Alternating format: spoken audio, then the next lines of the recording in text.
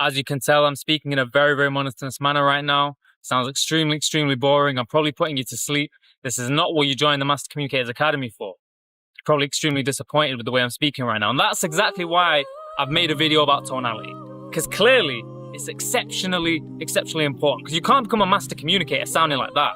No chance. You can forget about it. You need to have energy in your voice, passion. You just need to find your unique rhythm, your unique tonality, because everyone has one. And learning how to do that is one of the highest ROI things a human can do. I firmly believe that.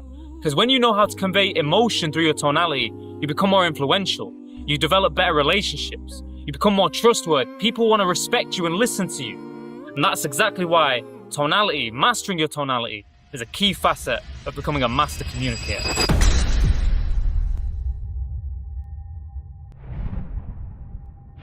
Your tonality plays a very, very important role in how you're perceived by others, and it determines how impactful your words are. I'm going to show you a quick clip to put it into perspective for you. Probably the last 2 years, like I've not been nowhere near the best that I can do, and it's not to say that I've not been playing well. I think I've done all right, but I know that I can give more, and this is the first time for me at this stage of my career where I feel ready to just kick on now. And started every one of those companies with no money. Zero money, man. Just hustle and grit and courage.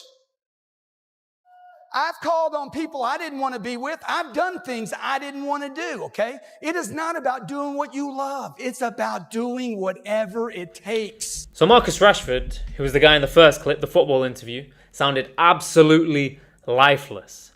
Awful. Whereas Grant Cardone, the guy in the second clip, sounded passionate, trustworthy, motivating, inspiring. In fact, that 20-second clip of Grant Cardone probably even gave you a little boost in energy, gave you a little kick, whereas the clip before it probably made you yawn. Guys, when you sound monotonous, you're going to be perceived to be boring, uninspiring. People are not going to want to hire you for important roles. You're not going to be able to make as much friends, etc. In general, it just lowers your quality of life, and you're not a magnetic individual when you're monotonous. On the other hand, when you speak with good tonality, energy, passion, everyone's going to be rushing to hire you for important roles. Everyone's going to be rushing to buy your products because people will be inspired through your words. So let's dive deeper into tonality. What actually is tonality? Well, tonality is made up of four things, four components: pitch, rhythm, volume, and tempo. We're going to be going into all of them. However, we'll start with pitch. So what I want to touch on in particular here is your pitch as you end your sentences. Now, I've got a quick example or a quick demonstration to show you. I'm going to change the world. I'm going to change the world. One more time for you guys. I'm going to change the world. I'm going to change the world.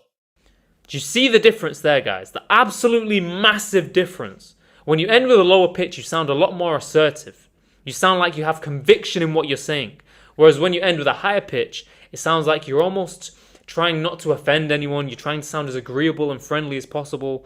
And that's a habit you've got to cut out, guys. I want you guys to start practicing that in your 2A, 2A, 1A frameworks. Practice ending your sentences with a lower pitch. So moving on to rhythm. What is rhythm? Rhythm's exceptionally important. It's the difference between a monotonous speaker and a speaker with good tonality. It's when you emphasize certain words and you have passion in your voice. I'll give you guys a quick example. The Master Communicators Academy is so good that it's going to change 1 million lives. Compare that to the Master Communicators Academy is so good that it's going to change 1 million lives. Humongous difference. The conviction is just completely different. It's night and day, guys. Now, rhythm comes from two things: energy and practice. If you're not got high energy levels at the time of speaking, you're not going to have good rhythm. You're just not. And as for practice, you need to constantly practice and keep trying to find your rhythm, because everyone almost has a unique rhythm.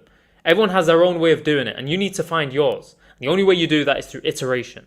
Iteration and analysis. Eventually, you'll find your rhythm. Start practicing and analyzing your rhythm in your 2A, 2A, 1A framework videos, guys. And remember, post them on the stage as well so me and Daniel can get involved and analyze them with you. Now let's talk about tempo. The speed at which you speak. Knowing when to speed up and knowing when to slow down.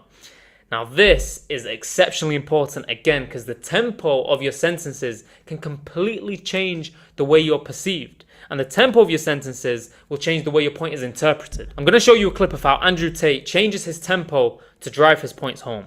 Look at this. What if part of me wants to go? Oh, bro.